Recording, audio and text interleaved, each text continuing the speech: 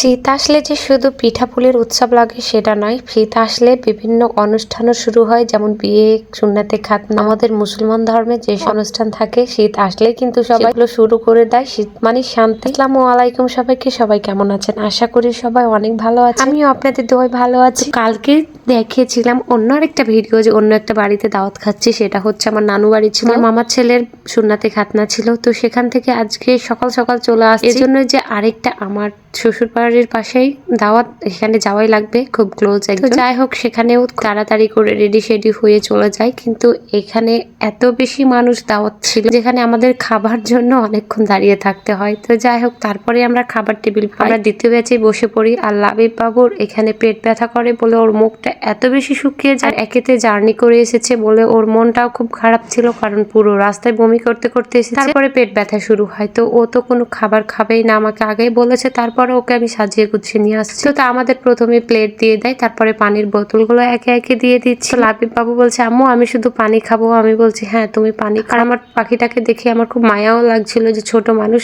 এত বেশি পেট ব্যথা করছে। ওর খুব একটা সচরাচর পেট ব্যথা করে না, হুট করে পেট ব্যথা শুরু হয়েছে। এদিকে আমরা খাবারের জন্য অপেক্ষা করছিলাম। আস্তে আস্তে সব খাবারগুলো আমাদের টেবিলে দিয়ে দেয় একে একে। ডাল, পোলাও, তারপরে রোস্ট, গরুর মাংস সবকিছু দিয়ে দেয়। তো এদিকে লাবিবের বাবা ভাতগুলো আমাদের উঠাই দিচ্ছিল লাবিবকে আর আমাকে। তো লাবিব খাবে না বলে অন্যদিকে তাকাচ্ছে, বলছে আমাকে এসব দিচ্ছ কেন, আমার তো গন্ধ লাগছে, আমার বমি বমি লাগছে তাই বলছে। তো যাই হোক, তারপরে সব খাবারগুলো একে একে যখন উঠিয়ে দেয়, বাকি খাবারগুলো আমরা উঠাই খাবার শুরু করে দেব বলে। কালকে যেখানে আমি নিজের হাতে রান্না বান্না করে খেয়েছি সেটার ফিলিংস ছিল এক, আজকে এই অনুষ্ঠান বাড়িতে রান্না করা ছিল এসে খাচ্ছি, এটার ফিলিংস একরকম। আর গ্রামে খেয়েছি সেটা একরকম ছিল, আর এটা খুব একটা শহর না বললেও খুব একটা গ্রাম। যাই হোক, এখানে খাওয়ার ফিলিংসটা অন্যরকম। তো খাবারগুলো জাস্ট অনেক বেশি মজা ছিল, অনেক মজা করে রান্না করা হয়েছিল। তো প্রথমে রোস্টটা দিয়েই ভাতটা খেয়ে নিচ্ছিলাম। আমি জানি না কেন গরুর মাংস নিয়ে নিলে আমার খুব একটা ভাত খেতে ভালো লাগে, এই জন্য শুকনা রোস্ট দিয়ে আর ডালটা দিয়ে আমি খাচ্ছিলাম। তো আমার ভালো লাগে, যদিও বা জার্নি করে এসেছি বলে